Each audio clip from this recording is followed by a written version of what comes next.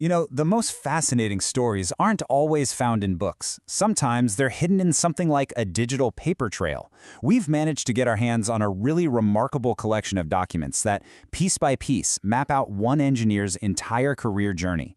So let's follow the clues together and see what kind of story this trail tells. All right, let's start our little archaeological dig. First up, we find something called the swing equation.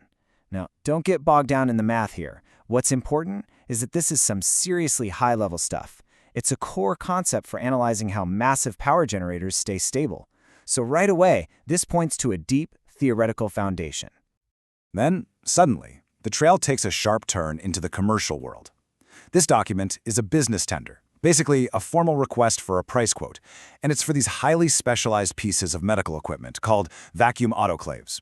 Think high-pressure sterilizers. So, boom, we've jumped from pure theory to a totally different, very practical commercial world. And just when you think you're starting to see a pattern, we find this, an application for a diploma in policing. Okay, wait, engineering, medical equipment, and now law enforcement?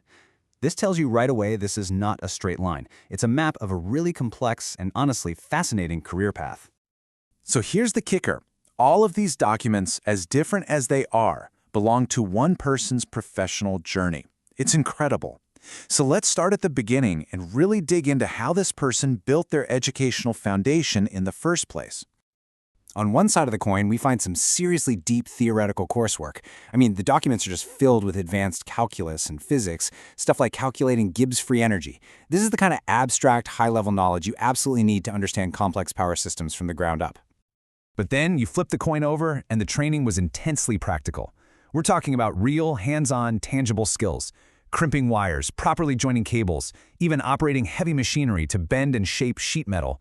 This is the stuff a working electrician needs to know day in and day out to get the job done. And this, right here, just perfectly captures the two sides of a modern technical education. You have to be able to wrap your head around abstract mathematical models like Fourier transforms, but at the exact same time, you've got to be able to physically assemble a component frame or wire a lighting switch. It's a true blend of the mind and the hands. So we've seen this incredible blend of skills this engineer was working to acquire. But, having the skills is one thing. Getting them officially recognized and certified, well, that's a whole other journey. A journey through what can only be described as a paper labyrinth.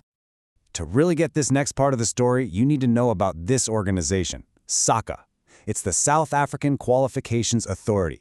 This is the official government body that validates every single educational and professional qualification in the country. If you want your degree to mean anything, you have to go through them. They're the gatekeepers. Now get this is a direct quote from an appeal letter written by our applicant, and you can just feel the raw frustration in the language. It talks about results that were never delivered and alleged irregularities in the whole exam process. It paints a picture of a really difficult uphill battle against the system. And when we piece together the dates from all the different letters and emails, this is the timeline that emerges. And it shows that this isn't just a matter of waiting a few weeks for a piece of paper. No, we're talking about a multi-year struggle, stretching from 2019 all the way to 2024, just filled with invalidated results, missing statements, and dead-end inquiries.